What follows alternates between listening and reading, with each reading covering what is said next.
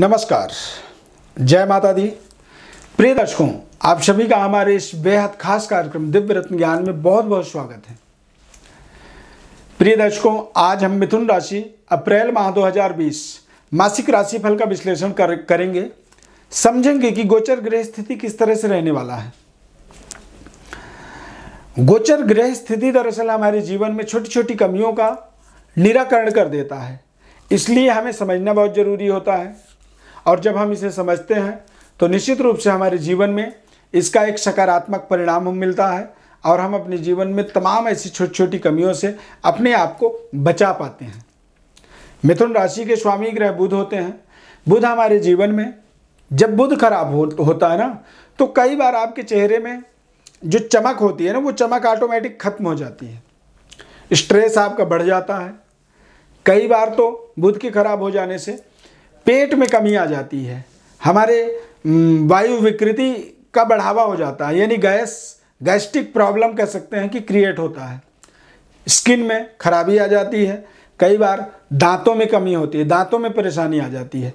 तो बुध ग्रह या मिथुन राशि, इन दोनों ही परिस्थितियों में यदि इस तरह की परिस्थिति बने तो निश्चित रूप से आप हमारे इस वीडियो को शुरू से लास्ट तक देखें, समझें, और जब समझेंगे तो निश्चित रूप से आपको यहाँ पे मजबूत लाभ होगा। मिथुन राशि के अंदर चंद्रमा और राहु की युति बना रहेगा।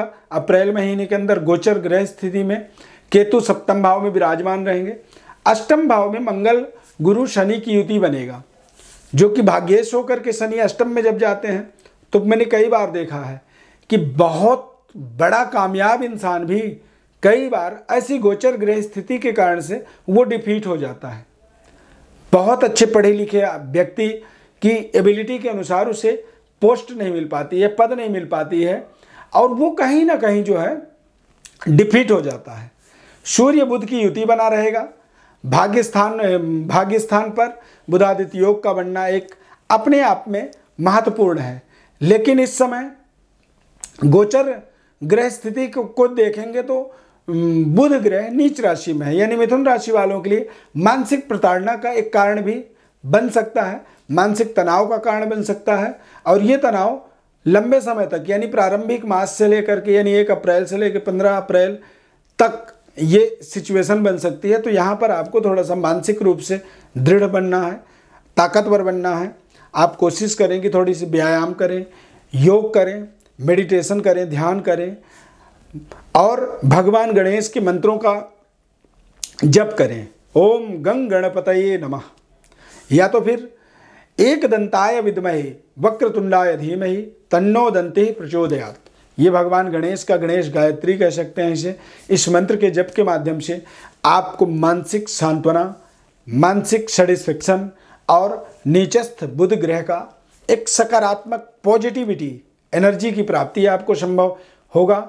और आप अपने जीवन में अथक प्रयास जो कर रहे हैं, उन प्रयासों में आपको पूर्ण सफलता की प्राप्ति होगी।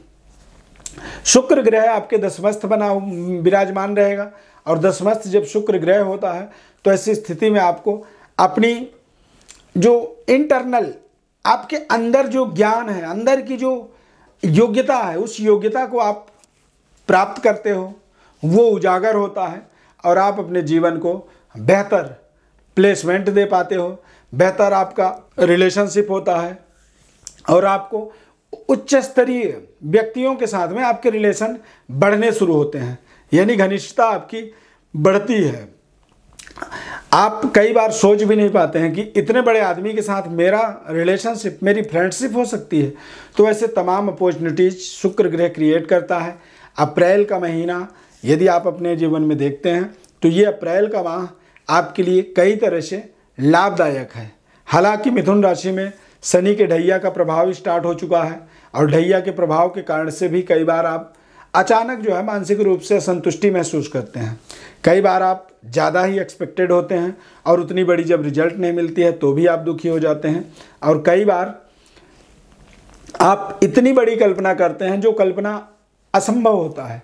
तो असंभव टारगेट को भी यदि काल्पनिक रूप से आप प्राप्त करने की प्रयास करते हैं, उसके लिए आप निरंतर सोचते हैं, और सोचने के बाद जब वो आपका डिस्ट्रॉय होता है, नष्ट हो जाता है, या उस मंजिल तक आप नहीं पहुंच पाते हैं, तो आप मानसिक रूप से नकारात्मक हो जाते हैं, निगेटिव हो जाते हैं। तो हमें अपनी निगेटिविटी को कम करने के लिए प्रैक्टिकल होना पड़ेगा।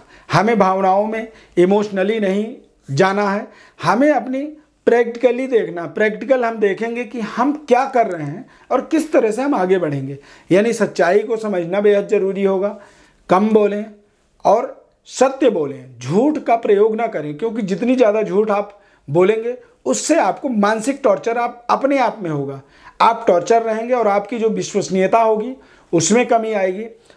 बुध अप्रैल माह के अंदर नीच राशि में रहेगा, तो ऐसी स्थिति में आपको अपने वाणी में अपने कंट्रोल करना होगा। अपने जीवन के अंदर सत्य का साथ देना जरूरी होगा। यदि आप सामाजिक गतिविधि से जुड़े हुए हैं तो सोच समझ करके अपनी स्पीच को सामने रखें, ताकि आपके स्पीचों का एक महत्व इंक्रीज हो सके, उसका कोई रिएक्शन ना आए। कई बार आप देखते हैं समाज में कुछ ऐसे नेता होते हैं, कुछ ऐसे सामाजिक गतिविधि से जुड़े हुए लोग होते हैं, इस तरह की बात करते हैं ना कि सुन के जो है ना हंसी आने लगती है कि ये क्यों बोल रहा है, क्या बोल रहा है, इसका क्या परिणाम है।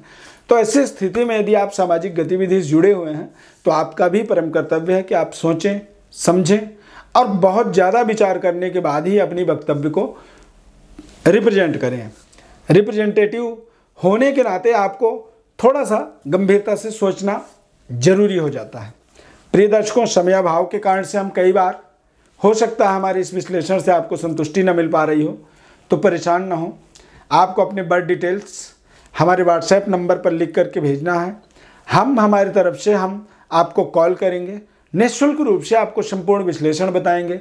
आपके जीवन की जो प्रेजेंट टाइम है, इस टाइम पर कौन से ऐसे रत्नों का आपको प्रयोग करना चाहिए जो आपके जीवन की दशा और दिशा दोनों ही चीज़ों को बदल देगा। ऐसे तमाम उपायों को भी हम निःशुल्क रूप से आपको जानकारी देते हैं। आपको इसके लिए कोई भी शुल्क देने की ज़रूरत नहीं होता है। हमारे चैनल को आप सब्सक्राइब करें, लाइक करें, बेल के बटन को क्लिक करें, निरंतर जुड़े रहें। बहुत बहुत धन्यवाद। जय माता दी।